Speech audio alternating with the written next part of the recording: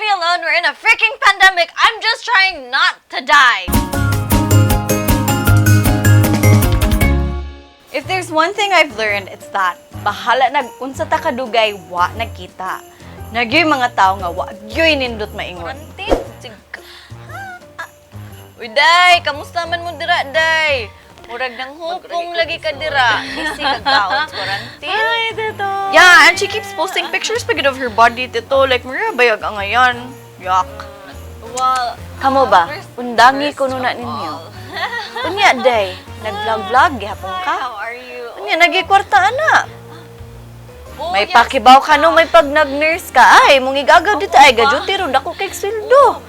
Ya, pila ra may sweldo ni man imong vlog-vlog. Eh, may lami. Okay ra na sa mong bana mag-picture-picture kagahukas ka. Di na siya malain. Gabalan ra ka sa lawas. Minyo naman takong dako. Hello, Day! Oh, musta naman ka dira? Nanay suntian, buntis na ka? Uy, dili pa. Kano man? Nag-unsa ra mo din mo sa quarantine? Nagtinutukay ra mo duha? Ay, kahit ikaw eh. Pagbuhat na ka, tinuwag na ka. Sunod na tong istorya ha, kanina na isod. Ay, pagkudugay-dugay na kitiguang na kay ka. How will Tita make a baby if she's always using TikTok and she's so old for TikTok? Make it stop! Yeah, like my mom says, like, you're so social on the internet, but like, you can't even make Libra to us, like your 4th degree It was cousin. nice seeing you after 5 long years. nani.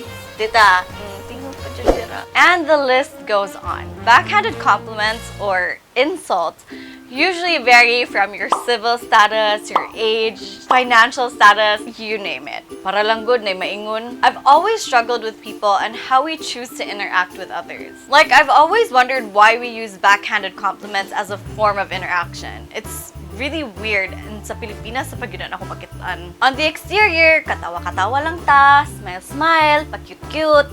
Pero sa tinuod di ay, can you guys just leave me alone? We're in a freaking pandemic. I'm just trying not to die.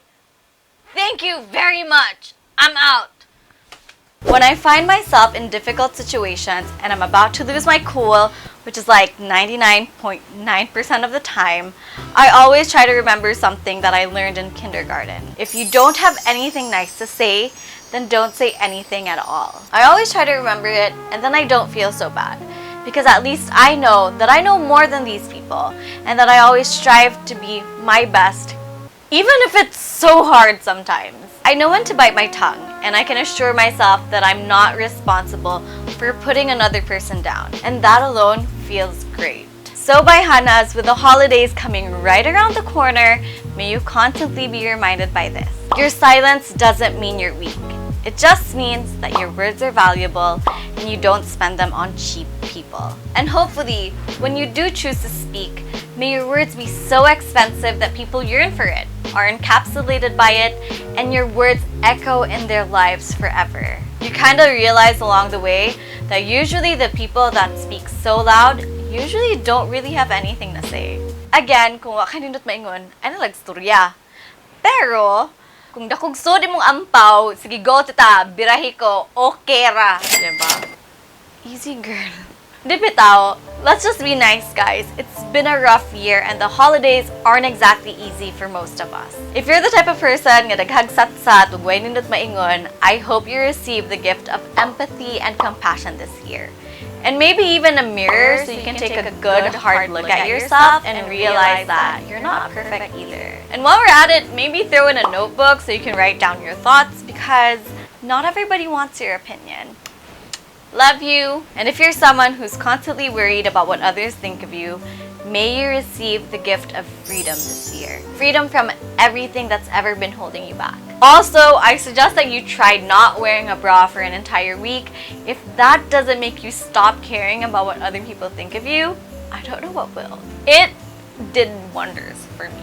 And lastly, I offer you the gift of friendship through the Bayhana community group. Make sure that you're a part of it and let's have discussions because healthy discussions are always welcome discussions.